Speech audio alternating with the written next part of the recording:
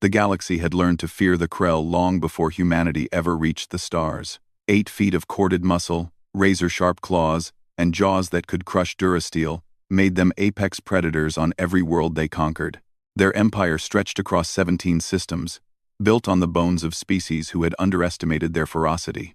Then came the humans. Commander Thrykos remembered the day the diplomatic shuttle landed on Krell Prime. He had watched from the shadows of the Great Hall as the human delegation emerged, their soft skin and blunt teeth seeming almost insulting. The council had laughed. What could these prey animals possibly offer the Krell Empire? One human had not laughed with her companions.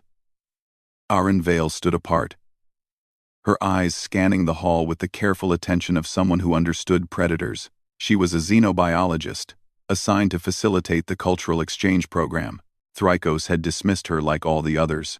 That was his first mistake. The exchange program brought 3 human researchers to the Krell homeworld and sent 3 young Krell to Earth in return. Arin Vale requested permission to study the Krell creche grounds, where cubs too young for warrior training lived under the watchful eyes of the elderly broodkeepers. The council had approved. Amused by the idea of a human playing with their young, Thrykos watched her work over the following months. She learned their language, not just the trade tongue but the deep speak used only among family packs. She studied their hunting rituals, their honor codes, their songs of the ancient hunts. She treated the cubs with firm gentleness, never showing fear even when they tested her with mock charges and threat displays. She understands the balance, old matriarch Shvara told him one evening. Prey that does not fear becomes something else. The attack came on a humid summer night. The Vrex had been enemies of the Krell for 3 generations, their chitinous swarms constantly probing the Empire's borders. Intelligence suggested they were planning something significant, but no one expected them to strike at the sacred creche grounds. It was an act of such profound dishonor that even the Krell's most bitter enemies had never attempted it. Thrykos was 3 miles away when the alarm sounded. He sprinted toward the compound, his combat armor activating as he ran. Through his helmet display, he saw the thermal signatures of 30 Vrex warriors breaching the outer walls. The broodkeepers were fighting, but they were old, meant to nurture rather than wage war. When he arrived, the main courtyard was a massacre. 5 broodkeepers lay dead. The cubs were huddled in the central nursery, their terrified cries echoing through the smoke. And standing between them and the advancing Vrex, armed with nothing but a plasma torch and a titanium support rod, was Arin Vale. She was bleeding from a dozen wounds. Her left arm hung useless at her side. But she stood her ground, her small frame blocking the entrance to the nursery with an absurd, magnificent defiance. "You'll have to go through me," she said in perfect deep speak, her voice steady despite the obvious pain. The Vrex commander clicked his mandibles in what might have been laughter. "Foolish prey. Step aside, and we will make your death quick." Arin Vale smiled, and in that moment, Thrykos understood what matriarch Shvara had meant. There was no fear in that smile, only the cold calculation of a human who had decided exactly how much her life was worth. "I'm not prey," she said. "I'm a human, and we don't abandon our packs." The Vrex attacked. Thrykos watched through his scope as Arin Vale fought with a ferocity that would have impressed any Krell warrior. She used the plasma torch to blind, the titanium rod to strike at joints and sensors. She was outmatched in every physical category, but she fought with something the Vrex had not anticipated: the absolute refusal to yield that humans called stubbornness and the Krell called honor. She killed 3 Vrex before they brought her down. By the time Thrykos reached her, it was over. The remaining Vrex fled before his fury.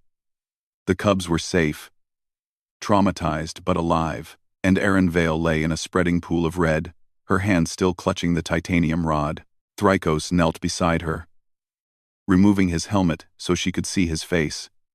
Her eyes focused on him with difficulty. "The cubs?" she whispered. "Safe. Because of you."